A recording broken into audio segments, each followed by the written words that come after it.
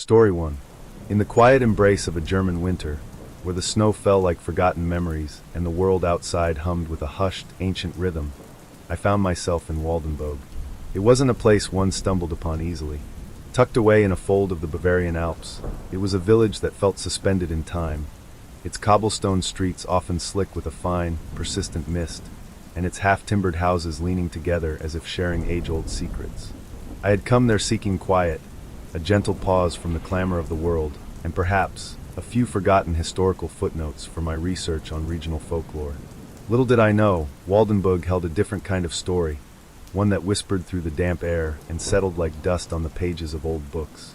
My temporary abode was a small, cozy room above a baker's shop, its window overlooking the sleepy market square. Each evening, as dusk painted the sky in shades of bruised purple and gray, I would sit by the window, a cup of warm chamomile tea cradled in my hands, listening to the soft patter of rain against the panes. It was a soothing sound, a lullaby that seemed to encourage contemplation, and it was in this tranquil setting that the threads of the doctor's secret began to unravel, one by one. It all started, as many such tales do, with a curious find. The local historical society was little more than a single, cramped room above the old post office, filled with an eclectic jumble of artifacts. Rusty farm tools, faded photographs of stern-faced ancestors, and shelves upon shelves of tattered ledgers and forgotten parish records. Herr Gruber, the society's jovial, pipe-smoking curator, had a habit of disappearing for long stretches, leaving me to my own devices amidst the dust motes dancing in the dim light of a single, bare bulb. One particularly gray afternoon, while sifting through a stack of brittle newspapers from the 1930s, their headlines screaming of distant, turbulent times that seemed utterly alien to Waldenburg's peaceful present, my fingers brushed against a sturdy wooden box tucked beneath a pile of unused tablecloths. It was unassuming, plain, and covered in a thick layer of grime. A small, tarnished brass plaque on its lid read simply, E.D. Praxis. Praxis, I knew, meant practice, as in a doctor's surgery. My curiosity, a quiet ember usually content to glow softly, flickered into a small flame. With Herr Gruber nowhere in sight, I carefully lifted the lid. Inside, nestled amongst dried leaves and cobwebs, lay a collection of old medical instruments. A faded stethoscope with cracked rubber tubing, a small, silver-plated scalpel, its edge dulled by time, and a handful of amber-colored glass vials. But it was not these objects that held my gaze. Beneath them, at the very bottom of the box, was a small, leather-bound journal, its pages yellowed and warped, and a stack of delicate, handwritten notes, tied with a thin, brittle string. The journal belonged to a Dr. Elias Thorne. His elegant, looping script filled the pages, chronicling patient visits, observations, and occasional philosophical musings on the nature of illness and healing. He was, it seemed, Waldenburg's sole physician for many years, a quiet, respected figure who had served the community through times both prosperous and bleak. His notes, however, contained subtle anomalies that pricked at my historian's intuition. There were gaps, sudden jumps in dates, and a peculiar habit of recording certain patient details in a cipher, a series of symbols that seemed out of place amidst the otherwise straightforward medical entries.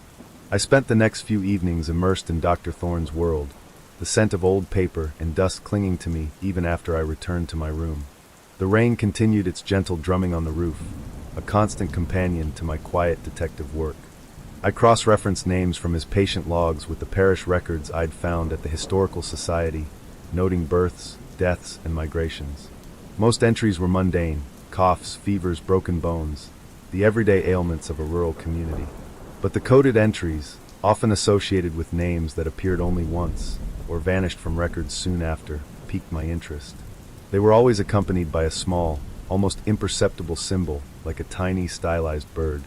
My initial thought was that it might be a shorthand for a specific diagnosis, or perhaps a family code for a hereditary condition.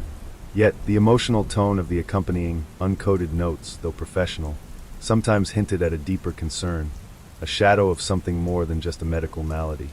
One entry, dated mid-1943, read, Frau Schmidt, cough persists, insomnia, rest recommended, bird symbol. And then weeks later, a note from a different hand, likely a nurse or assistant. Frau Schmidt left Waldenburg. No forwarding address. This pattern repeated, subtle and unsettling.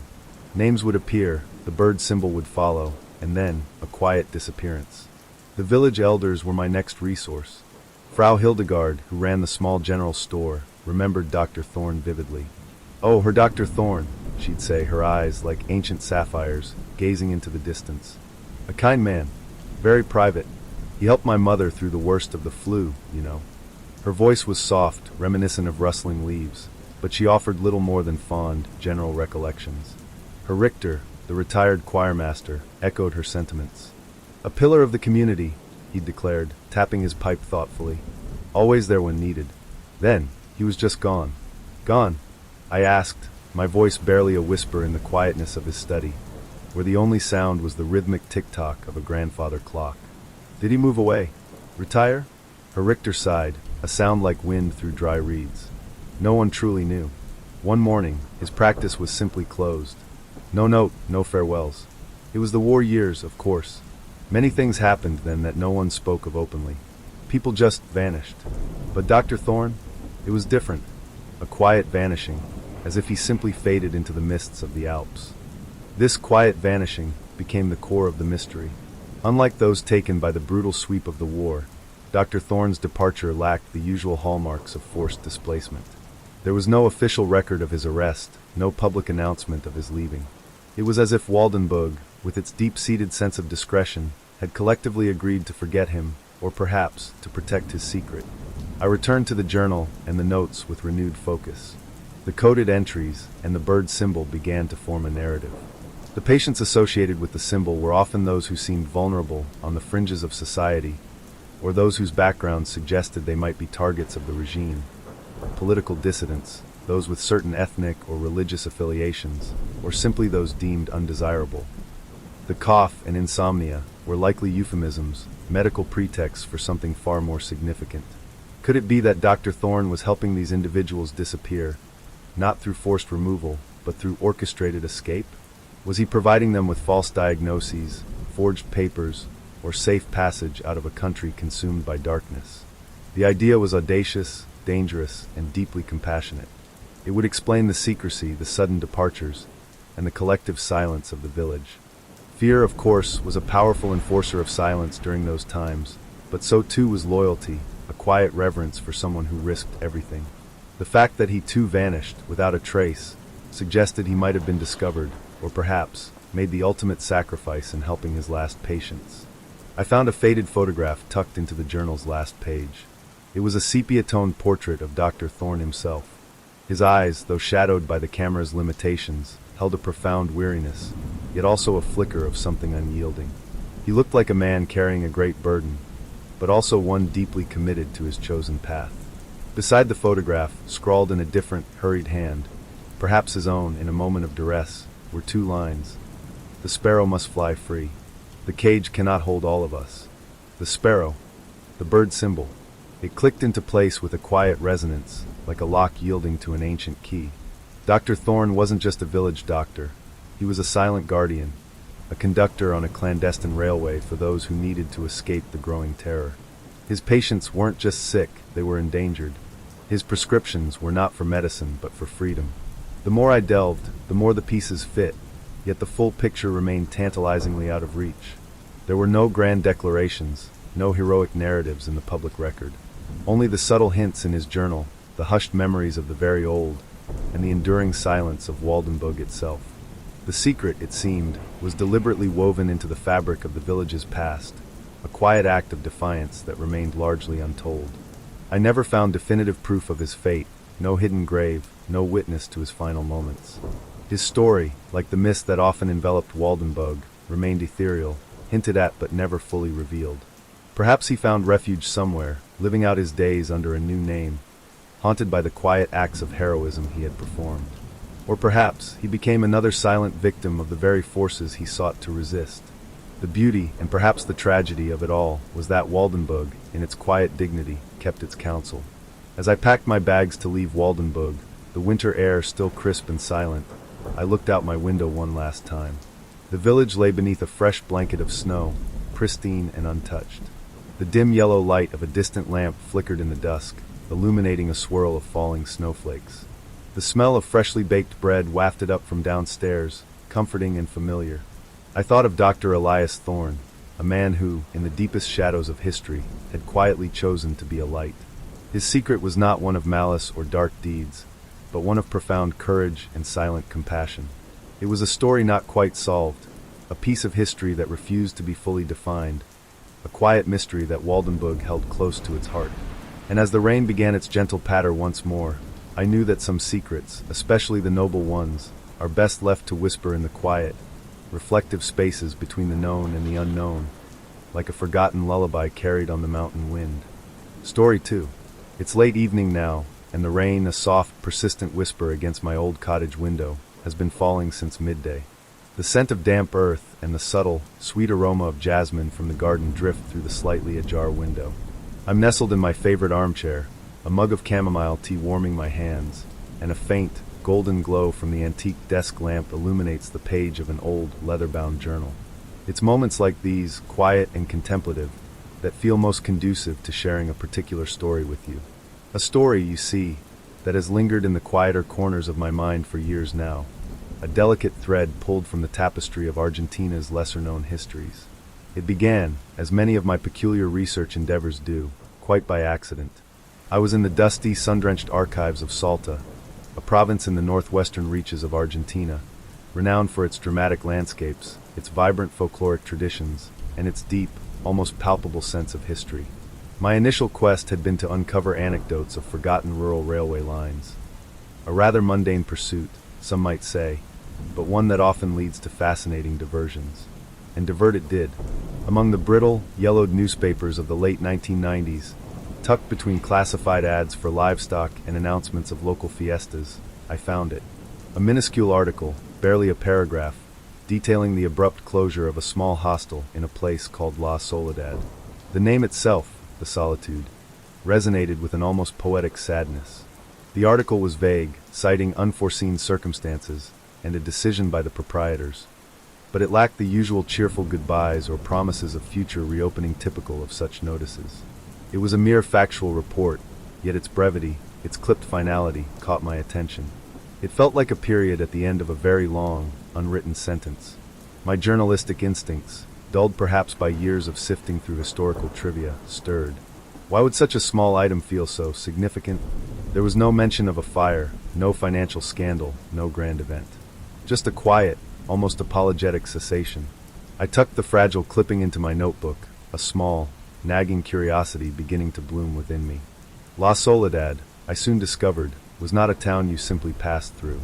It was a destination, or rather, a place one intentionally sought out, or perhaps was compelled to visit.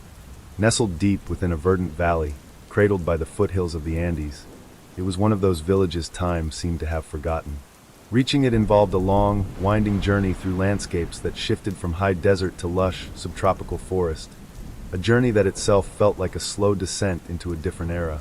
The road, mostly unpaved, would sometimes disappear into a mist, only to re-emerge, leading you further into the quiet embrace of the mountains. I arrived on a Tuesday, just as the afternoon sun began its gentle slide behind the western peaks, casting long, purple shadows across the valley. The air was thick with the scent of eucalyptus and damp earth, a pleasant, earthy perfume after the long drive.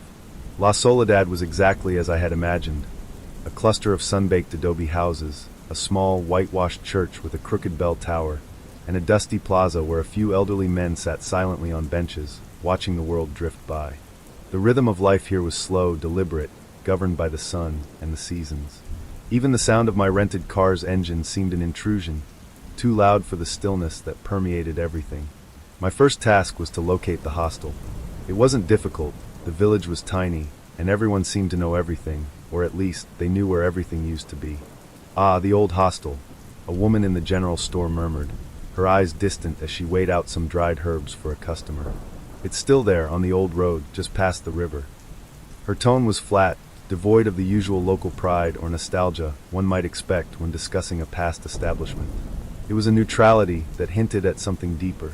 Following her directions, I drove a short distance out of the village proper, along a narrow, tree-lined lane that soon turned into a dirt track. And there it was, not grand, not imposing, but quietly, almost mournfully present. El Refugio del Viajero, a faded sign above the entrance declared, the traveler's refuge. The building itself was a sprawling, single-story structure, constructed from the local, reddish-brown adobe, with a terracotta-tiled roof now partially overgrown with moss. Its windows, dark and unblinking, stared out like vacant eyes. A wooden porch, once inviting, was now warped and splintered, and the once vibrant bougainvillea that climbed its pillars was a tangled, thorny mass, its flowers long gone. I parked the car and simply sat for a moment, observing. The silence here was profound, broken only by the chirping of cicadas and the distant murmur of the river.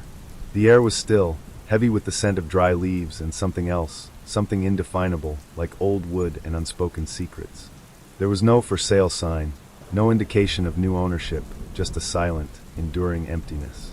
It felt as though the hostel wasn't merely closed, but rather had fallen into a deep, unending slumber. Over the next few days, I made the acquaintance of a few locals. Don Mateo, a wizened old man who tended a small flock of goats, and Senora Elena, who ran the village's only cafe, serving thick, sweet mate and homemade pastries. They were kind, welcoming even, but when I steered the conversation towards El Refugio del Viajero, a subtle shift would occur. A slight stiffening, a brief pause in their speech, a sudden focus on something just beyond my shoulder. The hostel, Don Mateo would say, his gaze drifting to the distant peaks. Ah, it's been many years since anyone stayed there. A shame, really.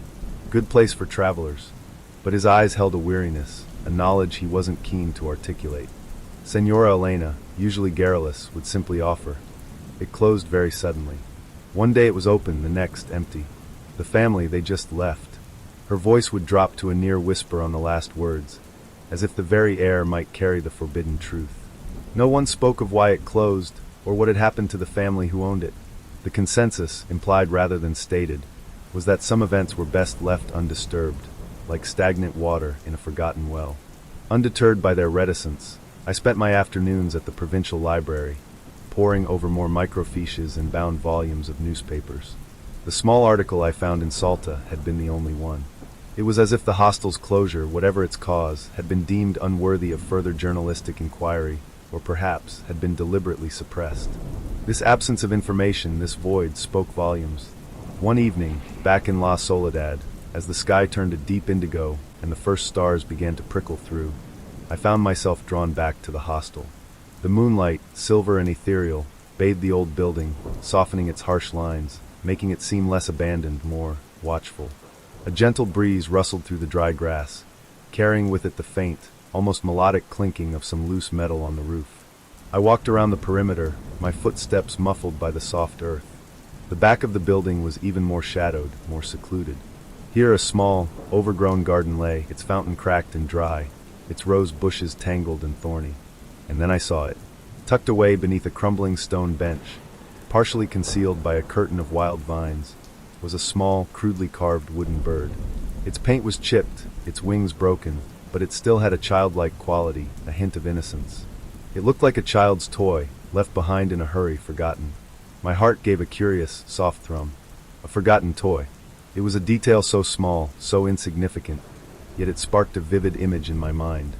A child, perhaps, playing in this very garden, its laughter echoing through these silent walls.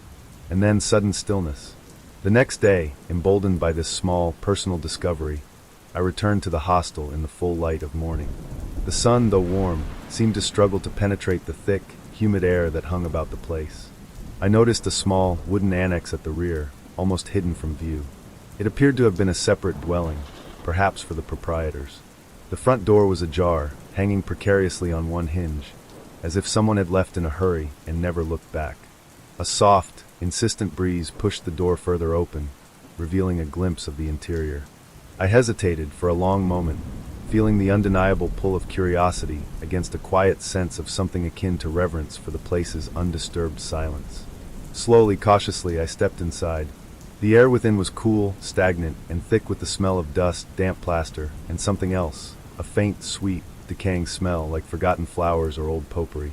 Sunlight struggled through the grimy windows, painting dusty shafts across the floor. The room was sparsely furnished, a single, iron-frame bed, stripped bare of its mattress, a small wooden table, and a broken chair. On the table, nestled amidst a thin layer of dust, was a single, open book. Its pages were yellowed and brittle, but I could just make out the faded title on its cover. Cuentos de la Selva, Jungle Tales. A collection of stories for children. I didn't touch it. Something about its quiet, undisturbed presence, its poignant reminder of a life interrupted, compelled me to leave it as I found it. It was another small, intimate detail, speaking volumes through its very ordinariness. A child's book, left open, as if they had just stepped away for a moment, expecting to return. I moved quietly through the annex, opening another door into what must have been the kitchen.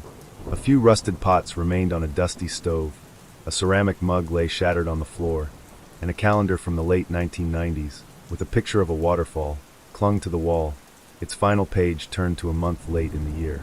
December. A chilling, almost imperceptible breath seemed to stir the air. And then almost imperceptibly I heard it, a soft, distant creak from the main hostel building, like a floorboard shifting under an unseen weight. It was a subtle sound, but in that profound silence, it was amplified. My heart, which had been beating with a slow, steady rhythm, quickened just a fraction. I stood still listening, but there was nothing more. Only the hum of the cicadas from outside, and the rustle of leaves against the windows. I stepped back out of the annex, a strange mixture of fascination and unease settling over me.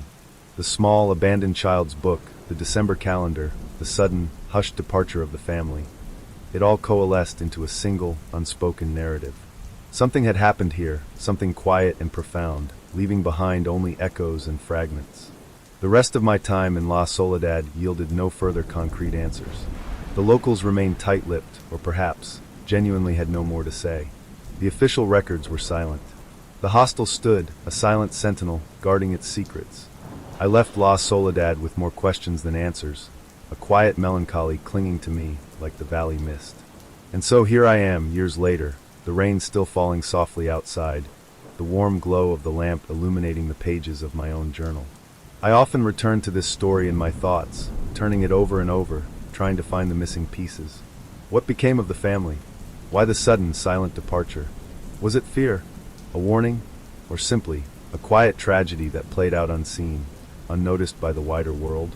The charm of a true story, especially one that hasn't quite been solved yet, lies not in its resolution, but in its lingering mystery. The hostel horror, as I've come to think of it, isn't about grotesque details or dramatic revelations. It's about the chilling quiet of absence, the profound weight of the unspoken, the way a place can hold the imprint of past events long after the participants have vanished. It's a reminder that some stories, no matter how diligently you chase them, remain forever just out of reach, whispered on the wind, leaving only a gentle, unsettling question mark in the quietude of the night. And sometimes, those are the stories that stay with you the longest. Story 3. The old city of Paris, as you might know, holds countless secrets within its ancient stones. They whisper from forgotten alleyways, sigh through the ornate ironwork of balconies, and linger in the dusty corners of grand apartments. Most of these secrets are innocent, mere echoes of lives long lived. But some, a rare few, carry a different resonance, a quiet hum of something unfinished, something unresolved. It was one such hum that drew me in, not with a sudden jolt, but with the gentle, persistent pull of a tide. My name is Alara, and I am, by trade, a chronicler of the overlooked. Not the sensational headlines, mind you, but the quiet tides of human experience, the forgotten histories that shape the present in ways we rarely acknowledge. My small apartment, tucked away on a cobbled street in the 14th arrondissement, is a sanctuary of old books and the soft glow of a single lamp. On rainy evenings, the rhythmic drumming on the roof and the distant rumble of the metro provide a soothing counterpoint to the rustle of turning pages. It was during one such evening, a particularly gray Tuesday in late autumn, that the first thread of this particular story found me. I wasn't looking for a mystery. I was, in fact, sifting through a collection of antique postcards, hoping to find inspiration for an article on Belle Epoque fashion.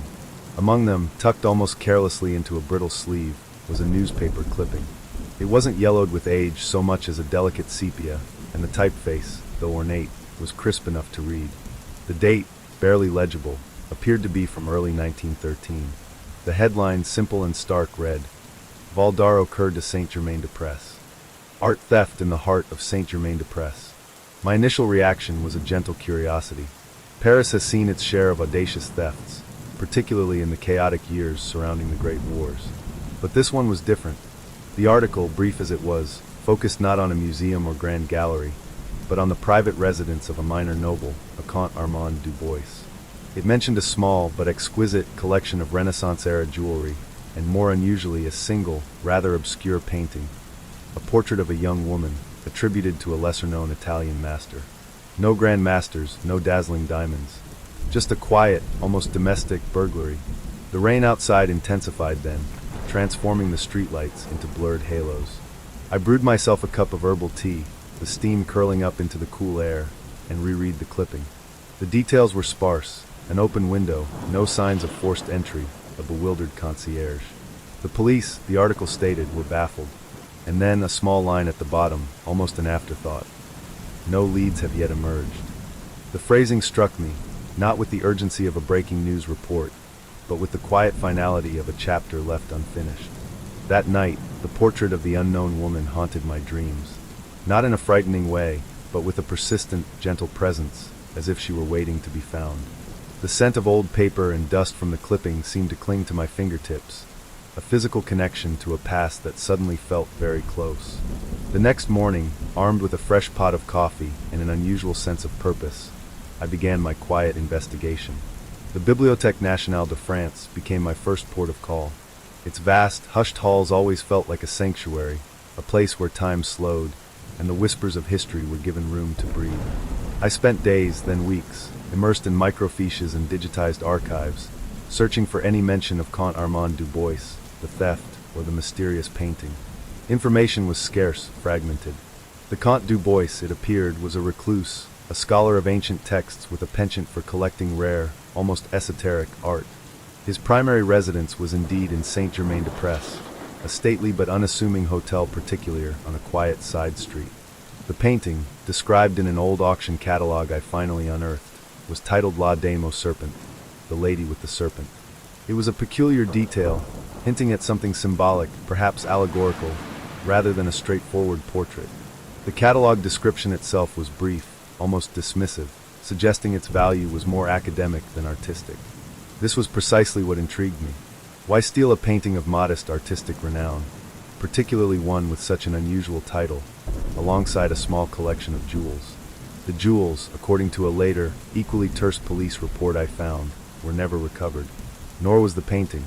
The case simply went cold, fading into the background of more pressing national and international concerns as the shadow of war began to lengthen across Europe. My research led me down unexpected alleys.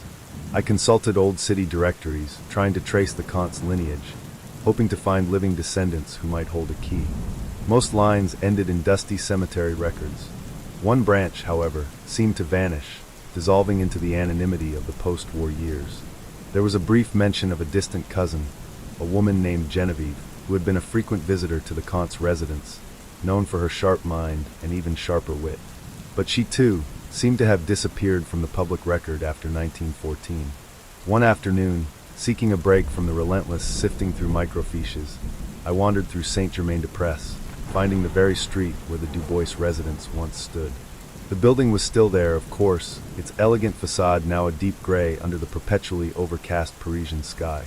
It had been converted into luxury apartments, its grand entrance now guarded by a modern intercom system. I stood across the street, watching the rain mist lightly onto the pavement, imagining the night of the theft. Was it truly as simple as an open window? Or was there something more intricate, more deliberate, at play? The street was quiet, save for the occasional chime of a bicycle bell and the distant murmur of conversation from a nearby cafe. It felt, in that moment, as if the building itself held its breath, guarding its secrets. I thought about the concierge mentioned in the article, a Monsieur Leclerc, a man described as diligent and devoted. He had been the one to discover the open window and the missing items. Had he seen anything, heard anything, that the brief police report had missed? Of course, Monsieur Leclerc would be long gone now, a mere ghost in the annals of history. Yet, his presence in the story, however fleeting, felt significant. He was the first witness, the first to know something was amiss. My quiet obsession with La Dame au Serpent grew. I began to sketch her from the faint image in the auction catalogue, trying to capture the enigmatic quality hinted at by her title. Her face was indistinct, shrouded in shadow, her expression unreadable. The serpent, barely visible, seemed to coil around her wrist, a subtle, almost intimate detail. Was it a symbol of wisdom, temptation, or something else entirely?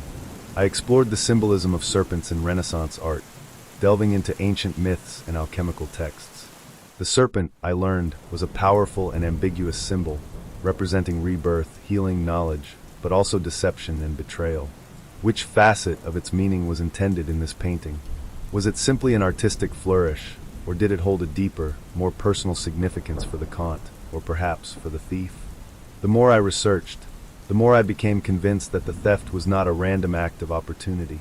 The specific choice of a seemingly unremarkable painting, paired with the valuable but unsensational jewelry, pointed to a very precise motive. Someone wanted La Dame au Serpent specifically. But why? My attention eventually turned to the immediate aftermath of the theft.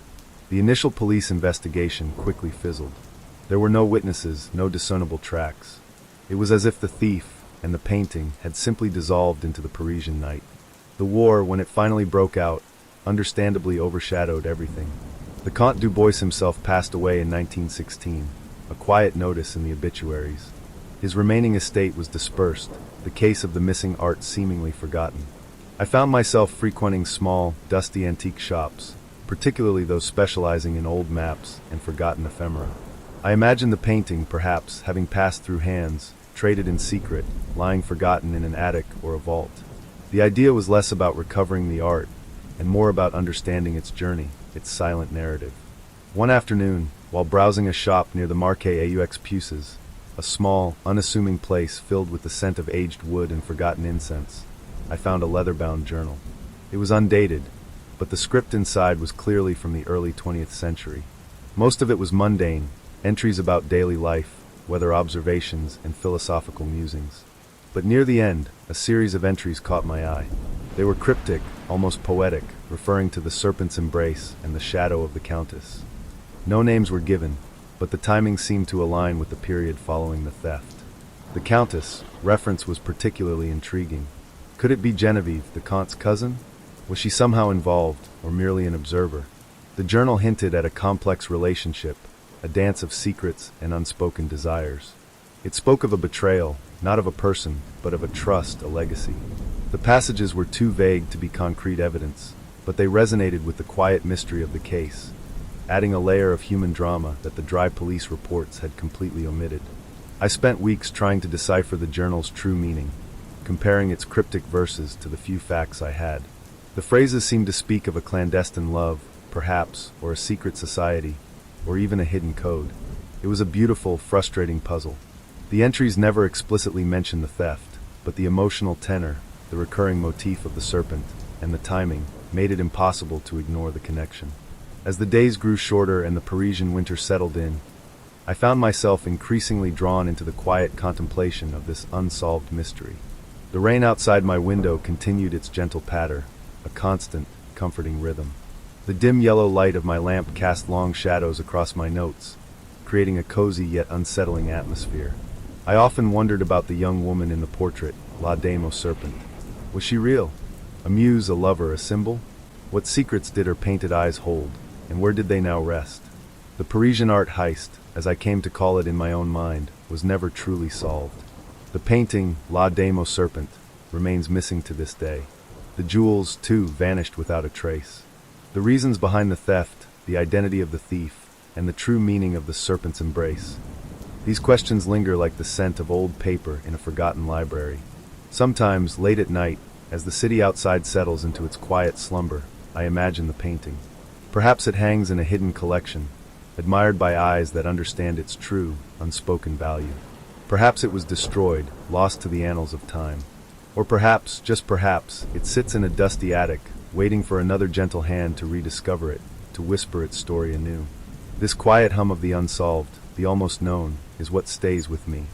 It's a reminder that not all stories have tidy endings, that some truths prefer to remain veiled, hidden away in the heart of an old city, waiting for us to simply listen.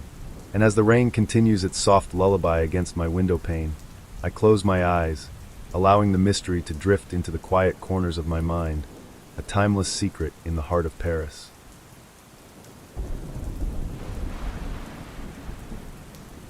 Story 4.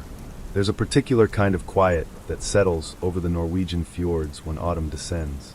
It's a hushed, deep silence, broken only by the whisper of the wind through the pines or the soft drumming of rain against glass.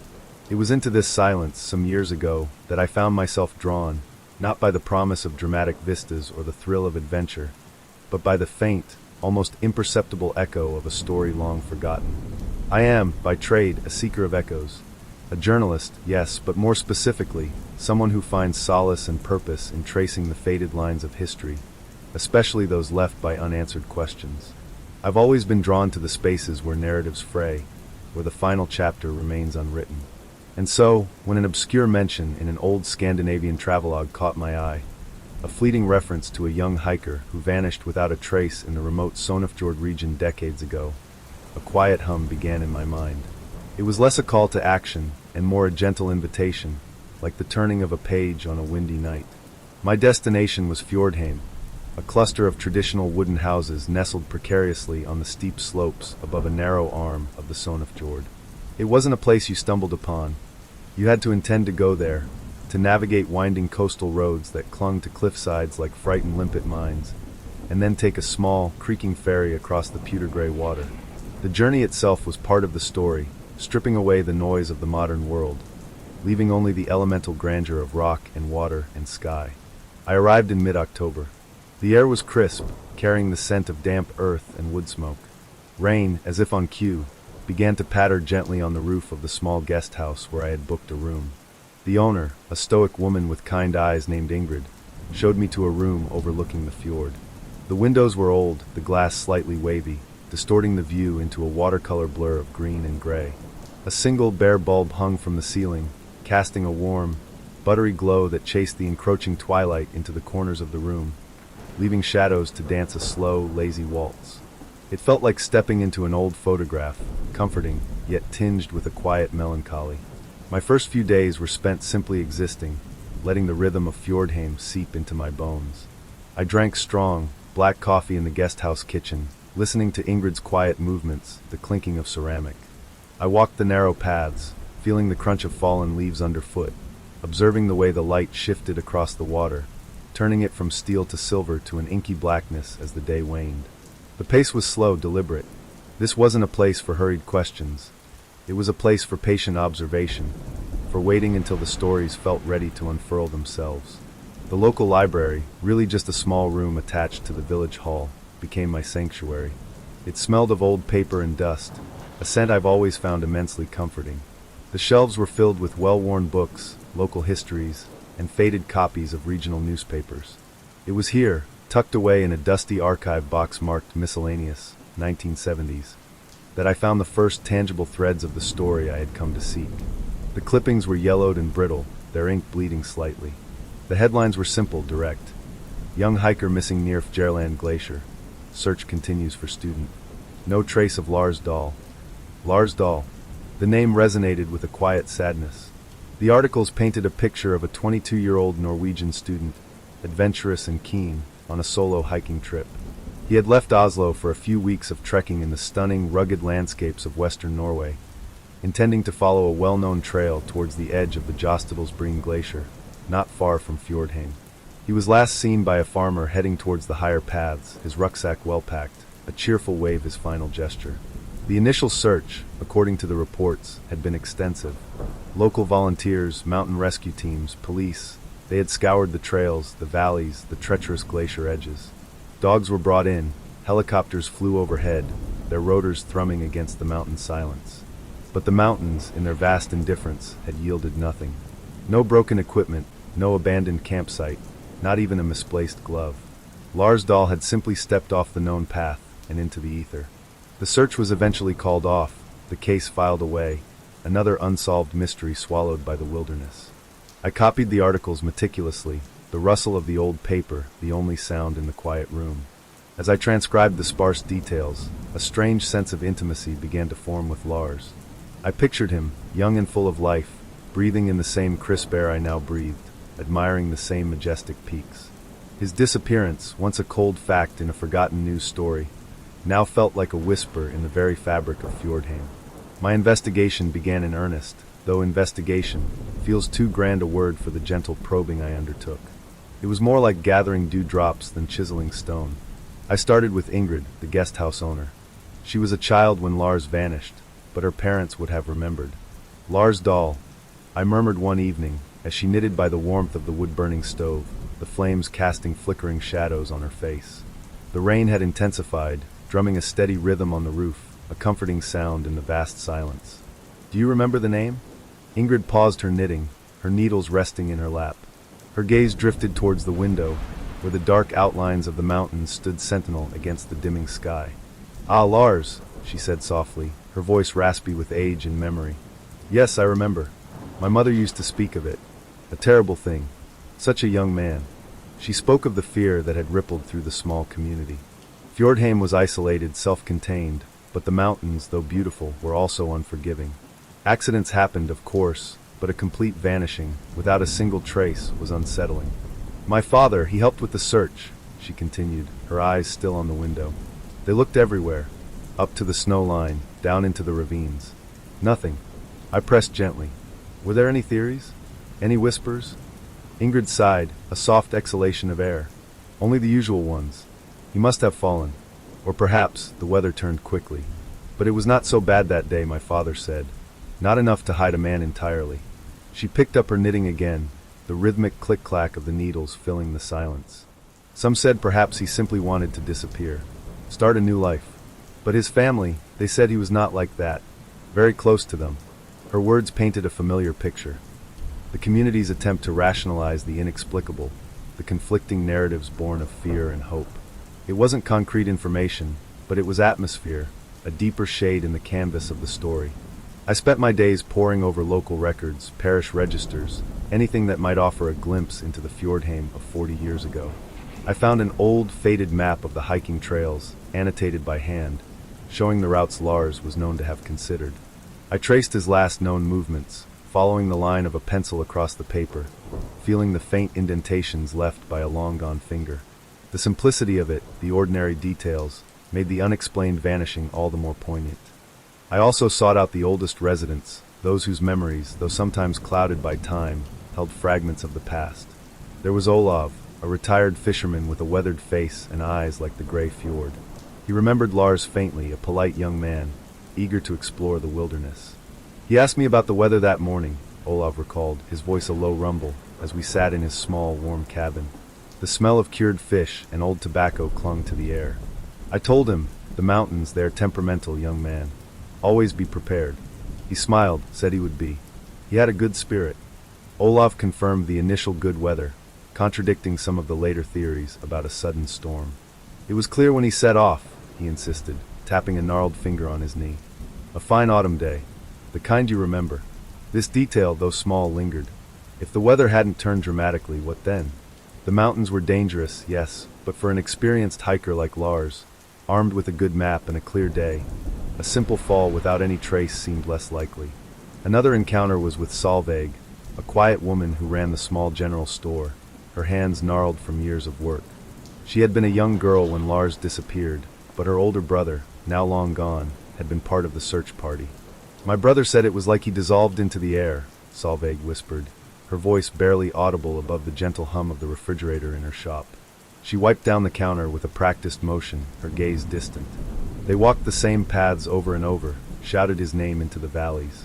Nothing, not even a button from his jacket. She paused, then added, "My brother, he always said there was something strange about it. Not just a usual disappearance. It was too clean." "Clean?"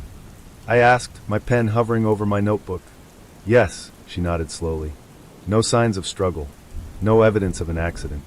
No animal interference. Just gone, as if the mountain itself had swallowed him whole, without a trace." This idea of a clean vanishing, echoed by an old fisherman and a shopkeeper, became a recurring motif in my quiet research. It was the lack of any narrative threads that was most intriguing, most unsettling. Most mysteries, even unsolved ones, leave behind a trail of clues, a breadcrumb path, however faint. But Lars Dahl had left nothing. Even more intriguing was a story I heard from a farmer, Knut, who lived a few kilometers up the fjord. He was reluctant to speak at first, but after a shared cup of coffee and a patient listening ear, he recounted something peculiar. "I was out with my sheep, high up on the grazing lands, the day before Lars disappeared," Knut said. his gaze fixed on the steam rising from his coffee cup. The mist, it rolled in quickly that afternoon. Not a thick fog, mind you, but a low-hanging veil. And I saw something. Just a glimpse. He paused, collecting his thoughts. A figure. Tall, slender. Not Lars, I don't think. This one was moving quickly, off the main path, heading deeper into the unmarked wilderness. And they were wearing something dark. Not typical hiking gear. Did you see their face? I asked, my voice calm, but my internal curiosity quickening. Knut shook his head. No, just the back. And then the mist swallowed them. I thought nothing of it at the time. Just another solitary hiker, maybe a local taking a shortcut. But after Lars went missing, it came back to me. That figure, it felt out of place somehow. It was a phantom detail, a fleeting shadow in a landscape of vast emptiness. Was it relevant? Or just a trick of memory? A natural human tendency to connect disparate events after a tragedy? Knut couldn't say. He had mentioned it to the police at the time, he said, but they had dismissed it as irrelevant, given the thousands of hikers who traversed the region. But for me, it added another layer to the enigma. It was not a grand, dramatic revelation, but a subtle shifting of light, a hint of something just beyond the frame. It suggested the possibility of another presence, however fleeting, in the quiet, empty expanse where Lars had vanished. As the days shortened and the snow began to dust the highest peaks, a sense of quiet resignation settled upon me. I had followed every thread, turned over every stone that was accessible. I had spoken to everyone who would speak, read everything that was written. And still Lars Dahl remained a ghost, a name etched into old newspaper clippings, a memory whispered in hushed tones by the fjord. There were no shocking revelations, no last-minute discoveries. The mystery of Lars Dahl wasn't about a hidden culprit or a dramatic accident waiting to be uncovered. It was about an absence, a void that had swallowed a young life and left behind only questions. The wilderness, in its silent grandeur, had simply reclaimed him, leaving humanity to ponder the how and the why. I packed my bags on a gray, melancholic morning. The rain had returned, a soft, insistent drumming against the window pane, blurring the outlines of the mountains, making them seem even more remote, more secretive. The guest house was quiet, the smell of burnt coffee lingering in the air. Ingrid bid me a silent farewell, her eyes holding a knowing sympathy. As the ferry pulled away from the small dock at Fjordheim, I watched the village recede, becoming a scattering of matchbox houses clinging to the immense slopes. The fjord stretched out, dark and deep, reflecting the low, bruised sky. I thought of Lars, that cheerful wave to a farmer, stepping into the mist-shrouded paths. I thought of the figure Olaf saw, and the clean vanishing that Solveig's brother had described. The story of Lars Dahl is not a solved one. It lingers in Fjordheim, a quiet hum in the silence, a gentle current beneath the still waters of the fjord. It is a reminder of the vastness of the world, the unpredictable nature of existence, and the enduring power of a mystery left unanswered. Sometimes, the most compelling stories are not those with a neat conclusion, but those that simply fade into the mists, leaving us to wonder, softly, reflectively, what truly happened on that autumn day, so long ago, in the heart of Norway's wild beauty. And in that quiet wondering, perhaps, lies its own kind of truth. Story 5. It was the persistent drizzle, I think, that first drew me to the notion of the couple. Not the kind of torrential, angry downpour that batters the windows and rattles the ancient timbers of my cottage here in Otterarder, but the soft, incessant kind. A quiet weeping from the heavens that seemed to echo the unspoken melancholy of this secluded corner of the Scottish Highlands. I'd moved here 3 years ago, trading the relentless thrum of London's newsrooms for the quiet cadence of country life, intending to write a book on neglected local histories. Little did I know, a history was waiting to neglect me. My cottage, Thistlepatch, nestled on the edge of the village, was old, its walls thick stone, its roof a heavy slate that sang a comforting, rhythmic patter under the rain. The kind of place where the silence at night was so profound it almost hummed, broken only by the mournful hoot of an owl or the distant bleating of a sheep. It was perfect for quiet contemplation, for sifting through dusty archives, for letting the mind wander. And it was in one of those wanderings, on a particularly gray afternoon, that I stumbled upon a fragmented account in the village's microhistory collection. A single, faded newspaper clipping from a regional gazette, dated almost a decade ago. The headline, barely legible, read, "Mystery surrounds disappearance from remote Highland hamlet."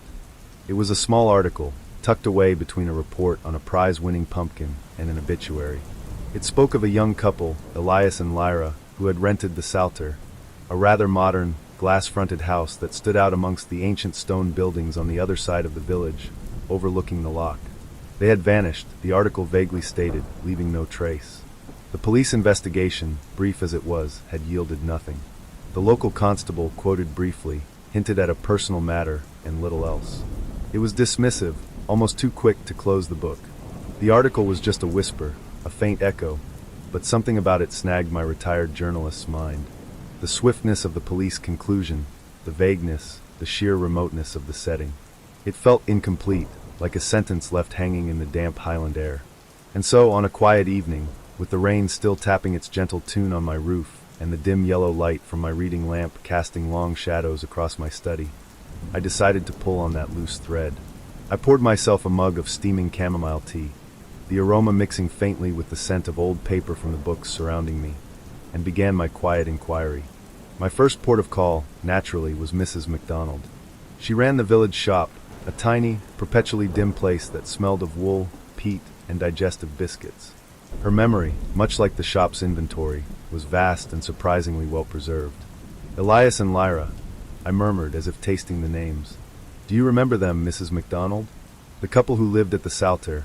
Oh, must be 10 years ago now. She paused, her spectacles perched on the end of her nose, her eyes, sharp as a robin's, peering at me over a stack of newspapers. A faint smile touched her lips, a blend of knowing amusement and a hint of wistful curiosity. Ah, the crypto couple, she said, her voice a soft burr, like the distant rumble of the loch. I remember them. Hard not to. They were different. Crypto couple? I asked, my pen, poised over my notepad, hesitating. She chuckled, a dry, rustling sound. That's what old Hamish called them. He said they were always on their computers, tapping away at all hours. Never saw them with a proper book, mind you. And they paid for everything with these digital coins, they said. Always seemed to have endless amounts of them. She explained that Elias was a tall, lean man, often dressed in what she described as city clothes, even when venturing out for milk. Lyra, his counterpart, was smaller, with a striking cascade of dark hair and eyes that seemed to hold ancient secrets. They had arrived almost overnight, appearing in the sleek, black car that looked utterly out of place on the single-track road leading into Ahtararder. They paid 6 months' rent in advance in what the estate agent, a nervous young man from Inverness, described as untraceable funds. They kept themselves to themselves, Mrs. MacDonald continued, her voice dropping to a near whisper. Didn't come to the village Cayleys. Never stopped for a chat, not proper ones anyway. Always in a hurry, always with a look in their eyes like they were listening to something only they could hear. This painted a vivid picture. 2 enigmatic figures, alien to the close-knit community of Ahtararder, living in a house that was itself an anomaly. The mention of digital coins and untraceable funds immediately brought the contemporary meaning of crypto to mind, though back then it was likely just an oddity, perhaps even dismissed as eccentricity. I thanked Mrs. MacDonald, and as I stepped back into the persistent drizzle, the scent of damp earth and distant wood smoke filling the air, my curiosity sharpened. The rain seemed to be telling me something, whispering details I needed to uncover. The next few weeks became a quiet pilgrimage into the recent past. I spoke to Hamish, a retired fisherman whose face was a roadmap of weathered lines. He lived closest to the Salter and had seen them often, especially at night. Lights were always on, Hamish rasped, his voice gravelly from years of sea air. Even when they weren't home, the lights were on. And sometimes late, you'd see a flicker, a blue glow from their windows, like they were working or waiting, or something else. He trailed off, his gaze drifting towards the gray expanse of the loch, as if seeing their ghostly presence still. Hamish's observations were invaluable. He described seeing them pacing, sometimes late at night, on the small glass balcony overlooking the loch, looking out at nothing. He'd occasionally hear a faint, high-pitched whirring sound emanating from the house, a sound he couldn't place. Sounded like 1,000 tiny bees, he'd grumbled, or machines thinking. This resonated. Servers, perhaps? Mining rigs? The pieces of the crypto couple puzzle began to align. I even managed to track down the estate agent, now retired and living in Perth. He remembered them vaguely, mostly their unusual request for complete privacy and their insistence on electronic transfers from an offshore account. Very professional, very quiet, he'd said, a nervous tick appearing at the corner of his eye. Never caused any trouble. until they didn't pay the next quarter's rent. The most intriguing part of my research came from old Mrs. Henderson, a woman who had, for a brief period, been employed by Elias and Lyra to clean the Salter once a week. She was a frail woman now, her memory a patchwork quilt, but certain images were startlingly clear. They had a room, she told me, her voice trembling slightly, upstairs at the back. Always locked. They said it was private, for work. But I heard things. A low hum, like a bee in a jar. And once, just once, when the door was ajar for a moment, I saw screens. Dozens of them, all glowing, with strange symbols moving across them. Like numbers, but not numbers I'd ever seen. She also mentioned the heat. That room was always so warm, even in winter, she recalled, shivering slightly despite the warmth of her own hearth. Like a baker's oven. And the wires everywhere, snaked across the floor, up the walls. I always had to be careful not to trip. The picture that emerged was of a mini data center, a clandestine operation humming away in a quiet Scottish village. They weren't just curious eccentrics, they were deep into something. Something that required significant processing power, something that generated heat, something that involved strange symbols. Cryptocurrency. It had to be. Then came the day they vanished. No farewells, no notes, no forwarding address. One morning, Hamish noticed the lights in the Salter were off, a rare occurrence. He waited. Days turned into a week. No sign of the sleek black car, no sign of Elias or Lyra. The house, usually emitting that low hum, was silent. Eerily so. The local police conducted a cursory search. They found the house orderly, almost too tidy. Clothes in the wardrobes, a few books on the shelves, food in the pantry. No signs of struggle, no forced entry. It was as if they had simply stepped out for a moment and then dissolved into the Highland mist. The locked room upstairs was eventually forced open. Nothing but empty shelves and dust, the constable, now retired and living in Inverness, told me over the phone, his voice tinged with the weariness of 1,000 unsolved cases. Wires, yes, still there, dangling from the walls, but whatever was connected to them was gone. Every single piece of equipment. They must have taken it all with them, or someone else did. But why? I pressed gently. Why leave everything else behind? Why no trace? He sighed, a long, drawn-out sound that seemed to carry the weight of years. That's the million-dollar question, isn't it? Or, in their case, maybe the multi-million-pound question. There were rumors, of course. Always are. Some said they'd made a fortune, cleaned up their digital money, and simply disappeared to a private island somewhere. Others, the more fanciful ones, whispered of rival gangs or something more sinister. But no evidence. Nothing concrete. Just a quiet, clean disappearance. He paused, then added, "It was before cryptocurrency became widely known, you see. So we didn't really understand what we were looking at. Just thought they were eccentric, secretive types. Now I wonder." He didn't need to elaborate. The idea of untraceable digital wealth, the sudden boom and bust of crypto markets, the stories of fortunes made and lost overnight. It all made their disappearance less mysterious in how it could happen, but more so in why it did. I visited the Salter myself. The house stood empty, its large glass windows reflecting the gray sky, like vacant eyes staring out at the lock. The modern lines of the building felt cold, impersonal. Inside, the air was stale, carrying the faint scent of damp and disuse. In the upstairs room, where Mrs. Henderson had heard the hum and seen the glowing screens, the wall where the wires had hung still bore faint, almost invisible, rectangular outlines on the painted plaster.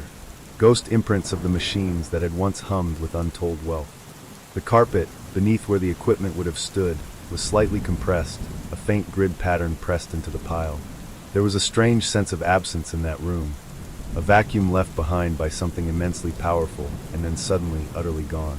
It wasn't the kind of absence left by a violent act, but by a precise, almost clinical removal.